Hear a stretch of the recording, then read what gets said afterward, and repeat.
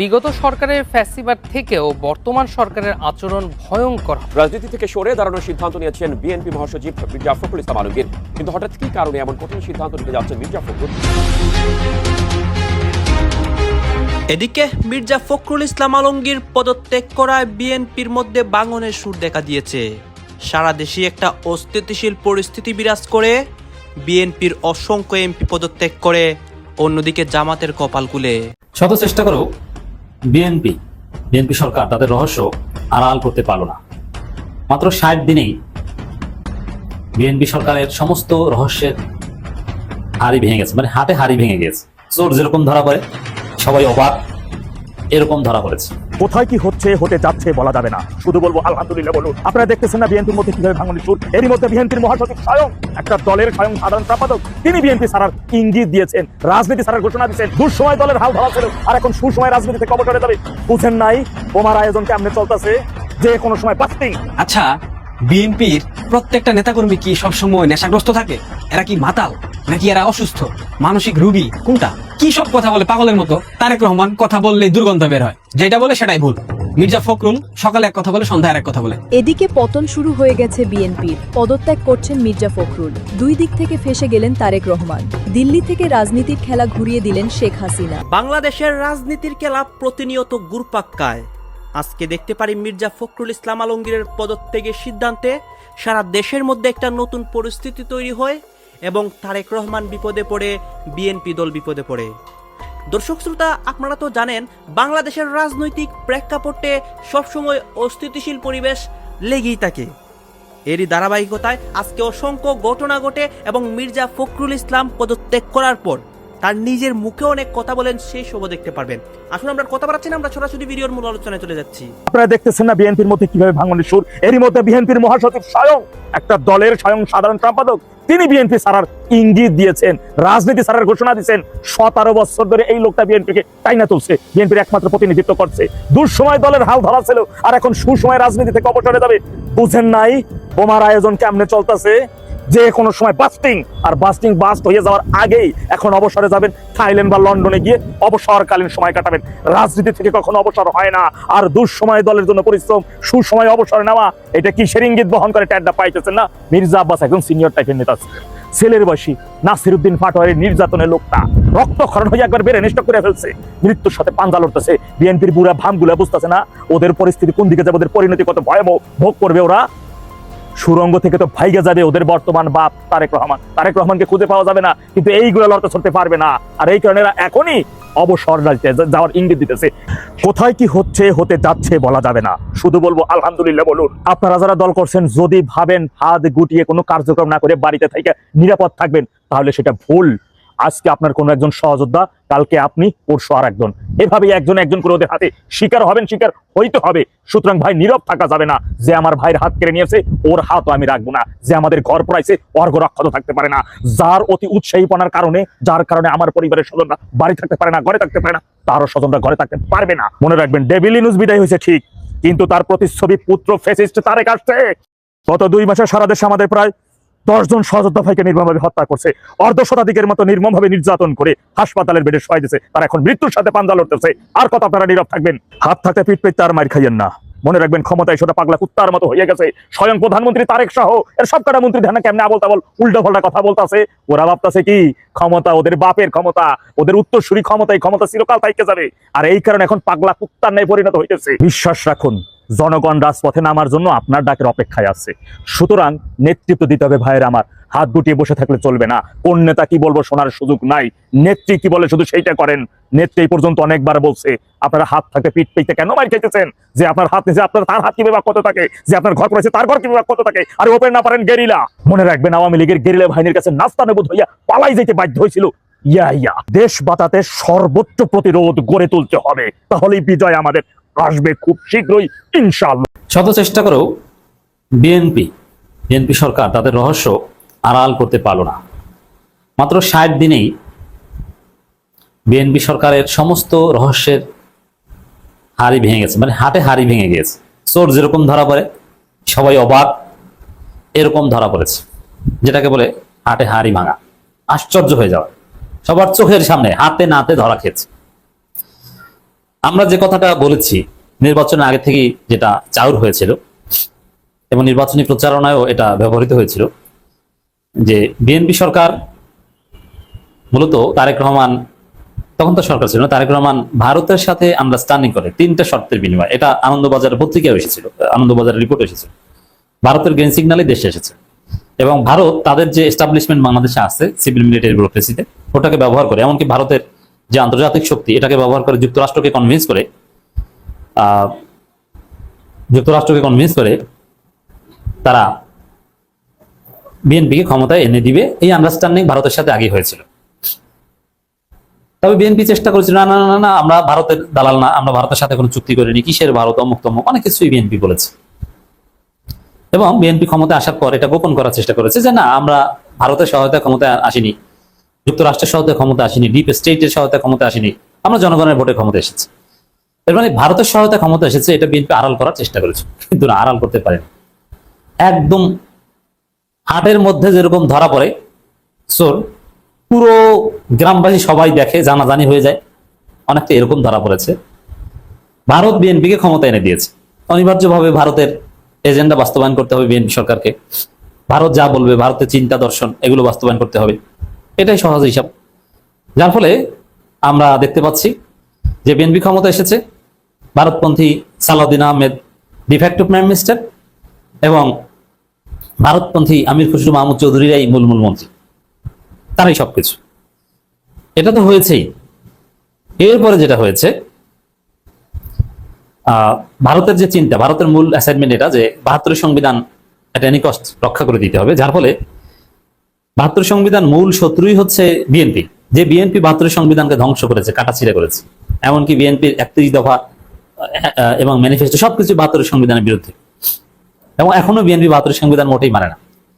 সেই 72 সংবিধানের পক্ষে বিএনপি জিকির করছে, সালাউদ্দিন আহমেদের জিকির করছে, যেভাবে সালাউদ্দিন আহমেদকে শিলংয়ে বসে ট্রেনিং দেওয়া হয়েছিল সেভাবে। দর্শক, এগুলো তো আছে, কিন্তু তারপরও নানানভাবে বিএনপি তাদের গোমর আড়াল করার চেষ্টা করেছে যে না, আমরা ভারতের সহায়তায় ক্ষমতা আসিনি।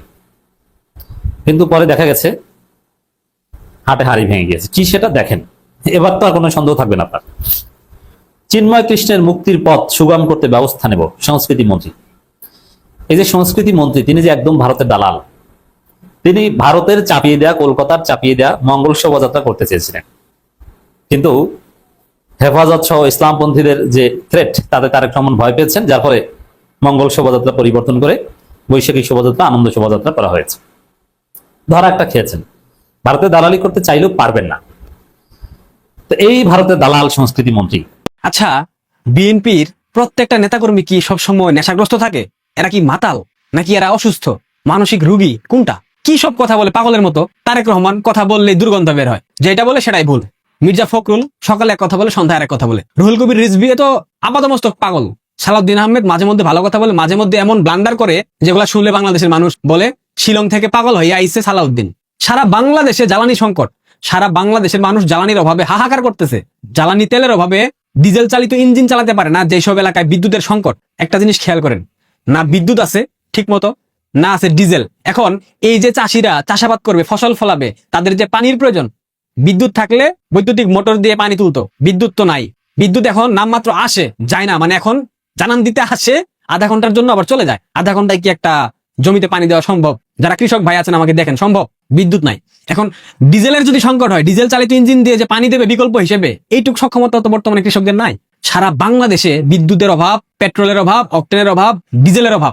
অথচ বাংলাদেশের বর্তমান সরকারের জ্বালানি প্রতিমন্ত্রী কি বলতেছে, নিউজটাই দেখেন। দেশের ইতিহাসে সবচেয়ে বেশি জ্বালানি মজুদ আছে এখন জ্বালানি প্রতিমন্ত্রী। মানে কি ফ্রুটিকার সাথে গাঁজা মিক্স করে খায়? কি ভাই, মানে কি বলবো বলেন? মানে আসলে কোনো কিছু বলার জন্য খুঁজে পাচ্ছি না। গালি দেওয়া তো বারণ, গালি দিতে পারতেছি না। সারা বাংলাদেশের মানুষ হাহাকার করতেছে। পেট্রোল পাম্প গুলাতে লাইনের সিরিয়ালে 3 থেকে 4 কিলোমিটার লম্বা হয়ে যায়। আর এ বলতেছে বাংলাদেশে নাকি ইতিহাসের সব থেকে বেশি জ্বালানি এই মুহূর্তে মজুদ আছে। কি বলা উচিত বলেন? পাগল তো মানুষ হয় ভাই। এইভাবে মানে বাংলাদেশের মানুষকে কি এরা কি মনে করে? মানে বাংলাদেশের মানুষ কি কিছু বুঝে না? কোনো সংবাদ রাখে না? কিছু বলার নাই ভাই, এগুলা বলতে গেলে মেজাজ খারাপ হয়ে যায়। বলতে পারি বলে যাচ্ছে, আর কি করবো, আমাদের তো করণীয় কোনো কিছু নাই। আমরা তো ক্ষমতাতেও নাই, আমরা তো দেশেও নাই। আমরা বলতেছি, আপনাদের চেতনার দণ্ড না জানি কবে জাগ্রত হয়। বাংলাদেশের সাধারণ মানুষদেরকে বলতে চাই, আপনাদের চেতনা আসলে জাগ্রত হবেও না, কারণ আপনারা ওই প্রকৃতির না। এদিকে মির্জা ফখরুল ইসলাম আলমগীর সে বলেছে সে অনেক ক্লান্ত, রাজনীতি থেকে অবসর নিতে চায়। এটা কি আপনারা স্বাভাবিকভাবে নিয়েছেন? এখানে দুইটা পয়েন্ট আছে। পয়েন্ট নাম্বার 1, ফখরুল সাহেব বুঝে গেছে বিএনপির অবস্থা আগামী দিনে করুণ হবে, আগে ভাগেই সরে যায়। এবং বিএনপিতে বর্তমানে একক আধিপত্য বিস্তার করতেছে শিলং সালাউদ্দিন, ফখরুল, রিজভী সহ যারা যারা আছে,